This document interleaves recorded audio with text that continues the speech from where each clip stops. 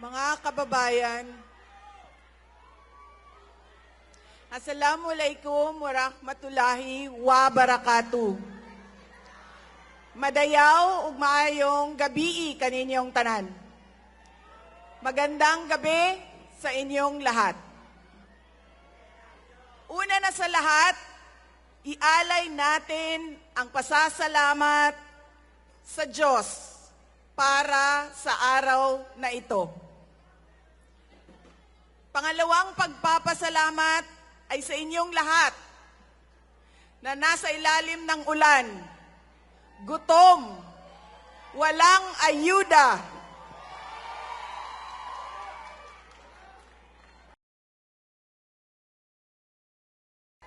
hindi pumasok sa trabaho. Ngunit ibinigay ninyo ang panahon para sa aming lahat ngayong gabi. Maraming salamat sa inyo. Ang susunod na pagpapasalamat ay sa PDP dahil binigyan nila ako ng pagkakataon sa rally nila ngayon. Maraming salamat sa inyo. Ang sunod na pagpapasalamat ay mula kay Pangulong Rodrigo Duterte sa inyong pagmamahal, sa inyong patuloy na suporta at pagdarasal na siya ay maibalik dito sa ating bayan. Maraming salamat. Ang susunod na pagpapasalamat ay mula sa akin sa patuloy ninyo na suporta sa akin at sa aking mga kasamahan sa opisina ng Pangalawang Pangulo. Maraming salamat. At ang huling pagpapasalamat ay mula sa akin. Dako kaayo ang amuang utang nga kabubuton kaninyong tanan sa oportunidad na ginahatag ninyo kanamo nga makaserbisyo sa atuang nasod. Daghan salamat. Ang pwesto na kinatatayuan ko ay hindi para sa akin. Ito ay para sa Pangulong Rodrigo Duterte. Pero tinawag ako ng tadhana dahil kinidnap ang tatay nating lahat. Sa pagkakataong ito, nakatayo ako sa entablado at humaharap sa inyo, hindi bilang kandidato. Ako si Inday Sara, isang botanteng nagmamahal sa ating bayan at natatakot para sa ating kinabukasan. Mga kaigsuunan ko, iniibig ko ang Pilipinas. Iniibig ko kayong mga Pilipino.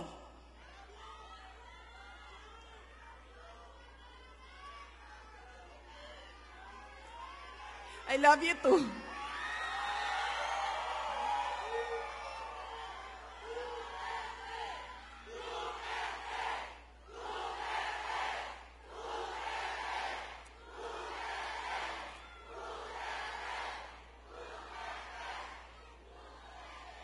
This election will decide the future of our country. Ang boto ninyo ang magbibigay katiyakan kung maituloy ang pagbabago o tuloy-tuloy na lang tayo sa kapahamakan. Filipinos deserve better. Nagpapasalamat ako dahil nandito pa rin kayo at nakikinig sa akin sa kabila ng kaliwat kanan na paninira nila. In the past months, my name and my family's name have been dragged through the mud. I have repeatedly said it before, and I will say it again now. I am not the problem of this country.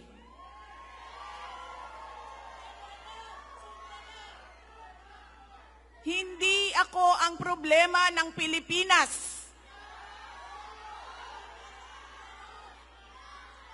Hindi Duterte ang problema ng Pilipinas. Sino nga ba ang tunay na makikinabang kung tuluyan ng burahin sa mundo ang pamilyang Duterte? Hindi ang mga Pilipino. Lalo nang hindi makikinabang ang mga biktima sa krimen, mga walang trabaho, mga naghihirap, o maging ang mga nagugutom.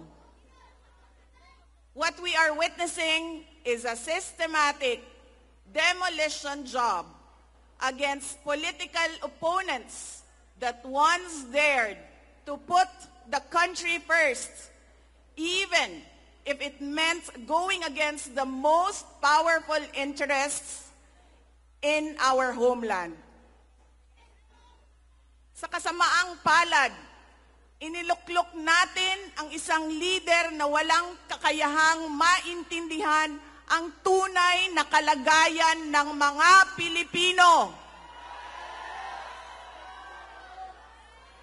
At higit sa lahat, hindi kayang magdesisyon para sa kapakanan ng sambayanan. Pinagbabayaran natin ngayon ang pagpili ng maling leader.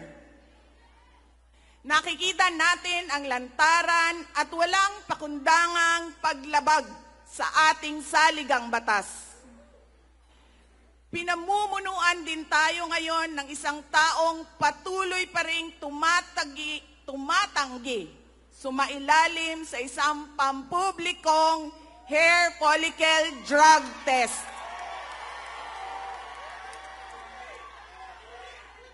At nagsinungaling sa 20 pesos ang bigas. Ang masakit pa, nakuha nilang kidnapin ang dating Pangulo at dali-dalian nilang itinapon sa ibang bansa upang litisin ng mga dayuhan. Ngunit, higit pa sa mga kabiguang ito ay isang mas malalim na pambabastos at panghiinsulto sa ating mga Pilipino. Iniinsulto nila tayo sa paggamit ng ayuda upang bilhin ang boto ng mga tao. Ang ayuda ay hindi naman likas na masama. Sa katunayan, marami ang natulungan ito noong panahon ng pandemya. Ngunit, kapag ginamit ito para manipulahin kayo at pagsamantalahan ang inyong kahirapan upang manatili sila sa kapangyarihan, nagiging sandata ito ng pang-aabuso. Again, Filipinos deserve better. We must return to long-term, concrete programs, not short-term dole-outs that are being abused by those in power. Ang kailangan ng Pilipino ay isang mabisang food security program. Isang programa na tutugon sa problemang pinakamalapit sa bituka, ang gutom. Ang kailangan ng Pilipino ay isang modernong hybrid education system na nakasandal sa pagtuturo ng disiplina at pagmamahal sa bayan. Ang kailangan ng Pilipino ay isang tunay na universal healthcare system na tutugon araw-araw sa lahat ng health centers at hospitals at hindi lamang sa mga supporters ng politiko. Ang kailangan ng Pilipino ay matibay na infrastruktura. Let us build into the future. Ang kailangan ng Pilipino ay oportunidad sa hanap buhay at trabaho dito sa loob ng ating bayan. Masakit sa kalooban nating lahat ang kalagayan ng maraming nating OFWs na malayo sa kanilang mga mahal sa buhay. At higit sa lahat, ang kailangan ng Pilipino ay peace and order. Kailangan nating ganap na puksain ang kriminalidad, illegal na droga, terorismo, at insurgency sa pamamagitan ng makatotohanang non-partisan Philippine National Police na suportado ng ating sandatahang lakas. Kinahanglan undangon nato ang batasan sa pagpili sa mga kandidato nga gikan sa political dynasty. Kining mga sikat nga apelido nga magsayaw-sayaw ra og magkanta sa atubangan. Igo ra magpakatok, undangon ang mga party list na gipanag-iya sa mga dato. Undangon ang mali na pagpili sa atong mga opisyales. Undangon ang budol o pagpamakak. Kailangan natin mag-vote straight sa mga taong magtutuloy ng nasimulan ni Pangulong Duterte. Idiretso natin ang boto. Number 38, Rodante Marcoleta. Number 10, Jimmy Bondoc. Number 56 sa balota, Attorney Vic Rodriguez. Number 22, Bato de la Rosa. Number 28, Bongo. Number 53, Apollo Kibuloy. Number 34, Raul Lambino. Number 30, J.V. Hinlo. Number 58, Philip Ipe Salvador. At number 42, Doc Marites Mata. Alam ko, hindi kayo matutuwa. Pero iboboto ko si Amy Marcos. Siya ang naglakas loob na buksan ang investigasyon sa pagdukot ng pamahalaan ng isang Pilipino dito sa bayan para ihatid sa mga dayuhan.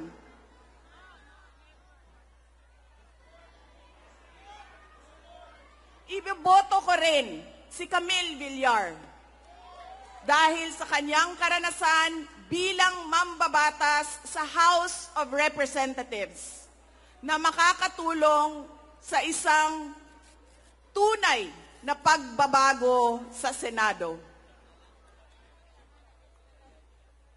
Hindi ako mapapagod na sabihin ito. We Filipinos deserve better. Tunay na kapayapaan at kaunlaran na hindi lamang para sa iilang politiko at mayayaman. Kaya sa May 12, kailangan natin maging mapagmatyag.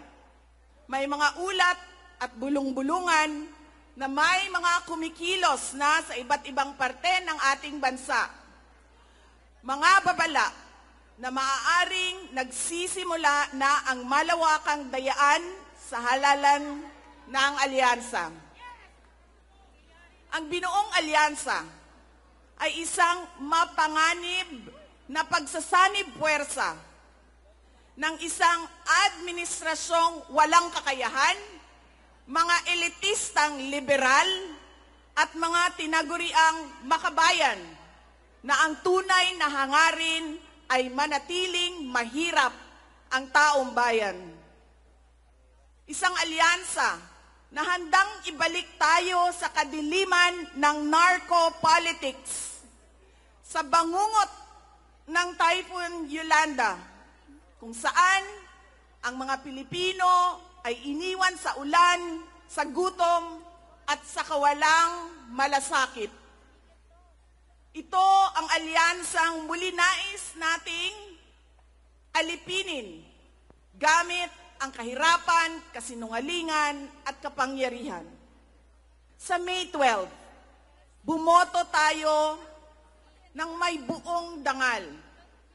Bumoto tayo ng may tapang. Let us show the world that no amounts of vote buying or cheating can suppress the fury burning in our hearts. Time and again, you have heard me say, God save the Philippines. Ngayong Lunes, bumoto tayo ng diretso. And let us all save the Philippines. Ako si Inday Sara Duterte, isang botante. Syukran.